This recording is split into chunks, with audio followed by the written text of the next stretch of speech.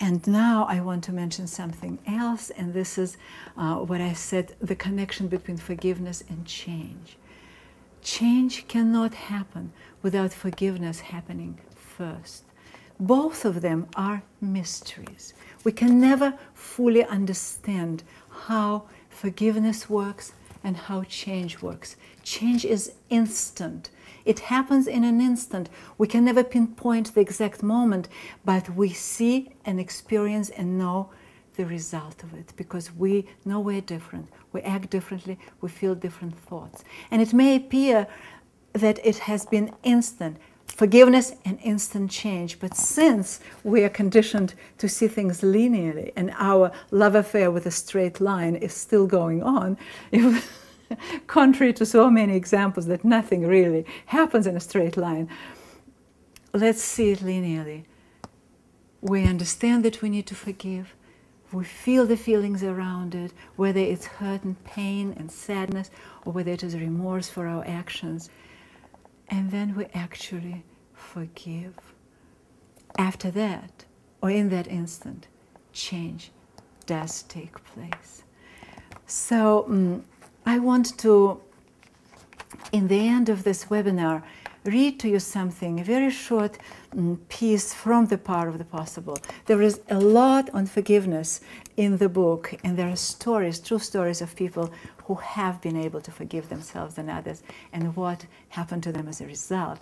But I'm not going to read you the stories. I will just read a little piece on forgiveness because it is a very good way to end this webinar. So here we go. Forgiveness is a state of grace. I've said it earlier, but it bears repeating. Forgiveness cannot be done. It can only be received. It is, in a sense, our rain dance for freedom. When it doesn't rain in the desert, the natives dance.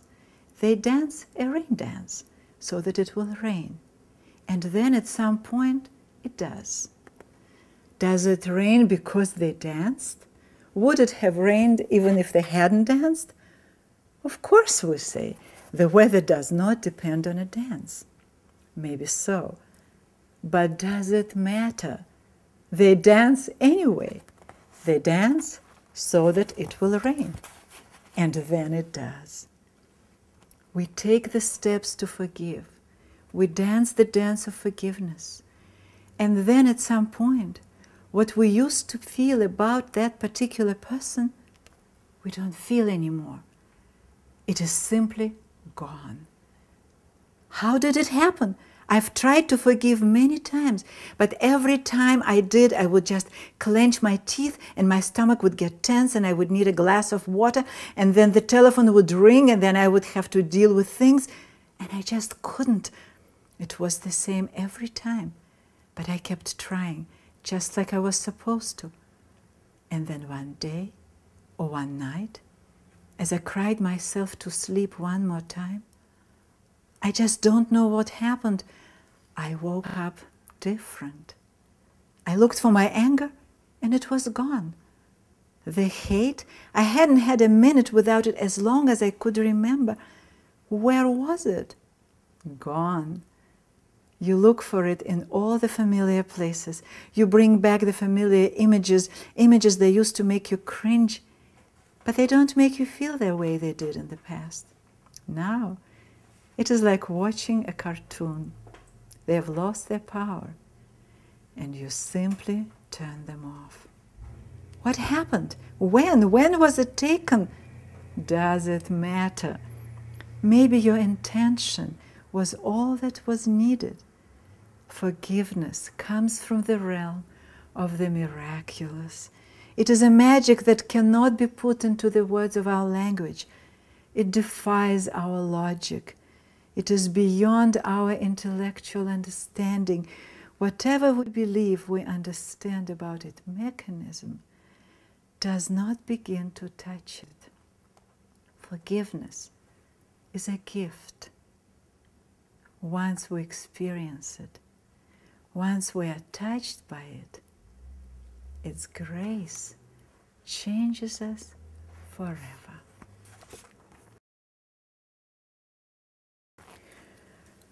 So this will conclude this recording. I'll just mention the last couple of things. I want to extend the invitation to everybody. Come to my website, click on the links to the meditations. As I said, the meditations are incredibly powerful. They are guided visualization meditations. I have received them as a gift a long time ago, and they have changed my life. They have changed the life of many others that I know. And it is my privilege, my honor, to share them with you and do them. Let's do them all together on the International Day of Forgiveness, and do them anytime in your life. They're not something you do once. You will know. Trust your intuition, trust your gut. I also would like to invite you to come to my blog, where we will have a forum and a discussion, and share your stories. Share your stories of change and of healing if you feel comfortable. We are not here to save anyone, but we're here to heal ourselves. And as we heal ourselves, we can hold the light. We can hold the light for others, and then the light will point the way. And with this, I'm Auriela McCarthy, and I thank everyone for coming to listen.